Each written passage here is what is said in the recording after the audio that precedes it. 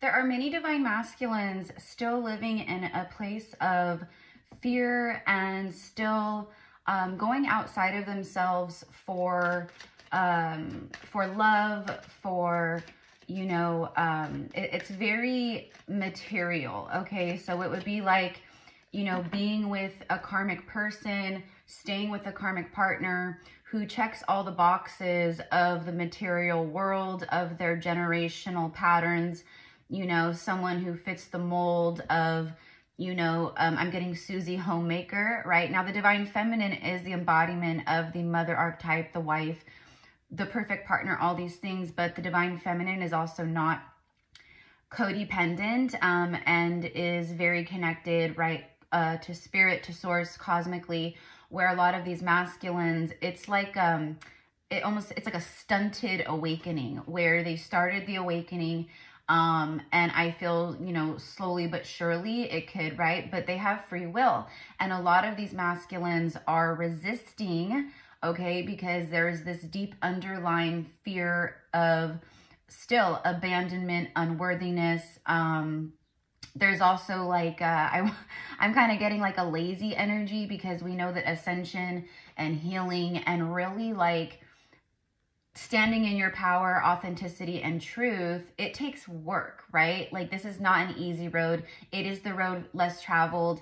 And if it was easy, everybody would do it, okay? So, you know, for some of you guys out there, and I'm going to say it's a good number of divine feminines, the masculines are they're going to continue to drag their heels in their 3D matrix simulation, where it's easy, it's comfortable. They may not be fully happy. They might have love for someone or feel love, but it is very conditional instead of unconditional. It is conditional in the way that it's about what you guys do for each other, the checklist, the task list, right?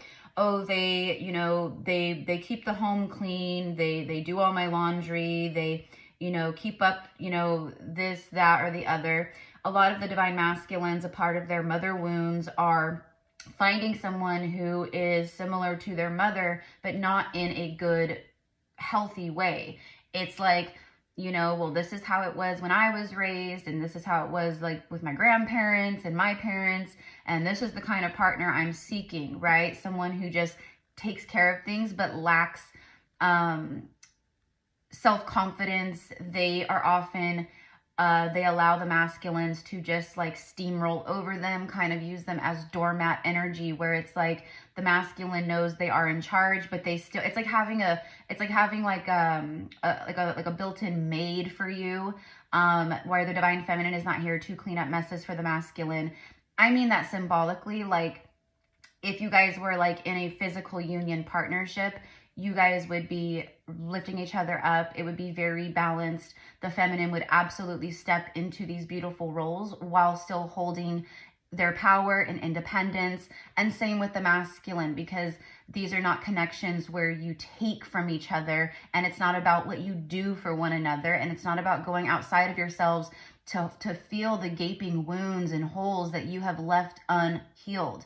Most of these divine masculines are with karmic partners or entertaining karmic situations, people, whatever you want to say, that was built or being built on trauma bonding, where both parties have very unhealed, I'm going to say toxic wounds that they've carried over. It's like an overlapping toxicity cycle from one partner to the next, to the next, to the next. It's that typical, you know, same situation plays out, same, you know, person, but in a different body. Okay. So I just want to say that, you know, this will be a time of the feminines, really, exactly, the divine feminine, high priestess, okay, high priest queens of Atlantis and ancient Egypt, and, Lemuria, the land of Mu, ancient Greece, or wherever you've had past lives, okay? It's about the feminine tapping into their intuition and really being discerning with what they're picking up and receiving and feeling from the divine masculine.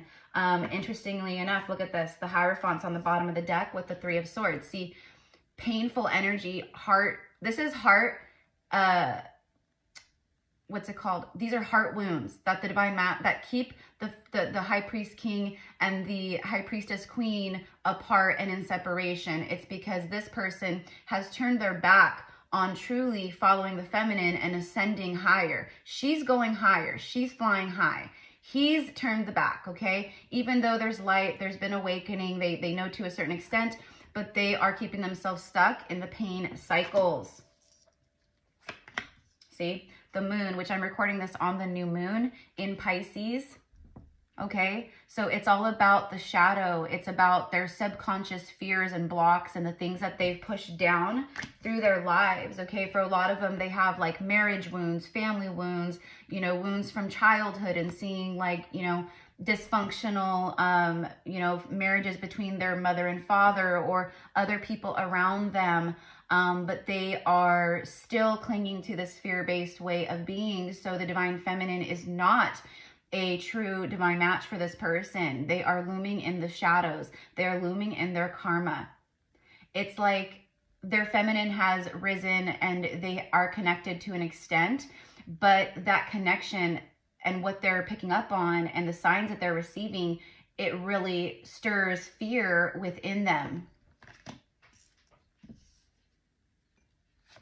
It's ascension fear.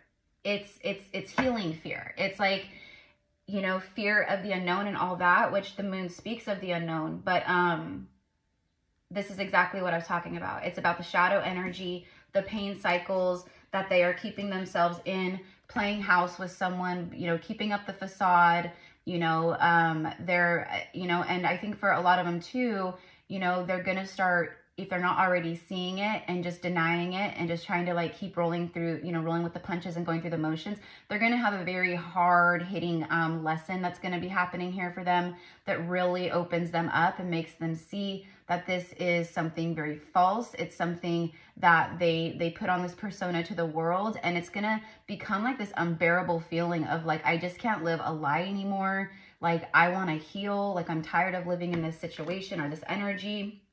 Okay. But for the feminine energy, there's breakthrough and truth. And by the way, these masculines who are here, they're being knocked to the side. Okay. So whether it's a twin flame, past life soulmate, it doesn't matter.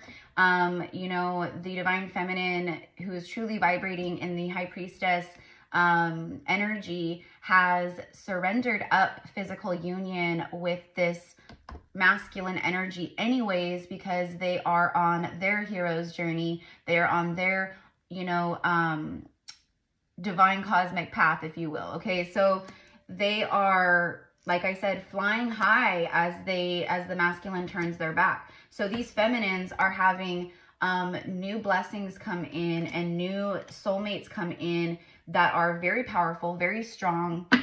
And you know, it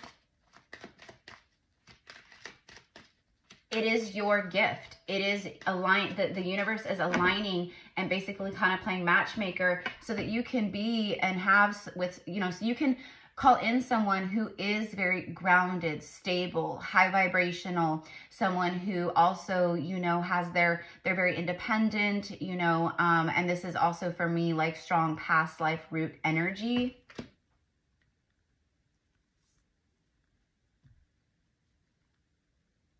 Okay.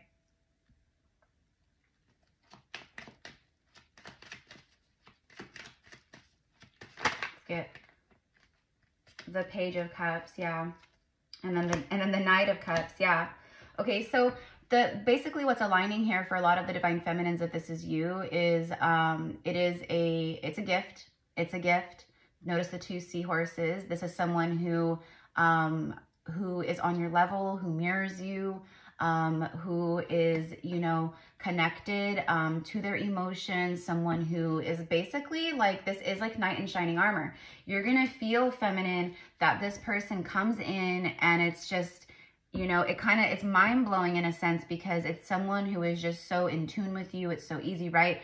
And it sweeps you off your feet in a sense, okay? And this, it's like the universe is sending in your true spouse who is going to be rising with you more into your mission and their mission together and your mission as one. So you can carry out your light work and everything that you came and incarnated for, okay? Now, I do feel that there is going to come a time for the masculines who are resisting and who are trying to dig their heels into the matrix life that they live, right? Like, you can lead a horse to water, but you can't make it drink. The universe can show these masculines sign after sign, your name after name, songs after songs, things that remind them of you. They can, right? But they push it all back. So it's like the universe is leading them to the water, but it can't make them drink. They have free will. But you, feminine, you are ready. Now, like I said, a lot of these masculines, they're going to have a hard-hitting moment here where they do start seeing more and more of the illusions in their lives and their partnerships and their choices. And they will start disconnecting from them. And, you know, I'm sorry to say it, but they're going to be too late. They're going to be too late. They've basically kind of turned their back on the mission in a sense in this way, okay? And the feminine has completely risen with another in mission, 1111. And when they come forward, it's gonna be too late. Okay, so you know, but that is their burden to bear. That is their lesson. That is everything, and that will help teach them more and open them up more as well. Okay, because yeah, they're definitely living in false. It's like false timelines. Yep. They're keeping themselves in the Eight of Swords. Yep. Yep. They overthink everything about this, and they are keeping themselves stuck in a life and in a pattern where there's a lot of stress, there's a lot of anxiety. Okay, it shows here that they are still like they're blinded. Okay, so they can't see through the illusion and through their own, you know, sabotaging thoughts. They can't see that they are not a prisoner, that they can get up and remove themselves very easily, right? Okay, so this is what I've got for you guys. So this was just like a random message. I thank you guys for being here, and yeah, if you want to book a reading or anything, it's in the description box below, and I hope you guys all have a beautiful day.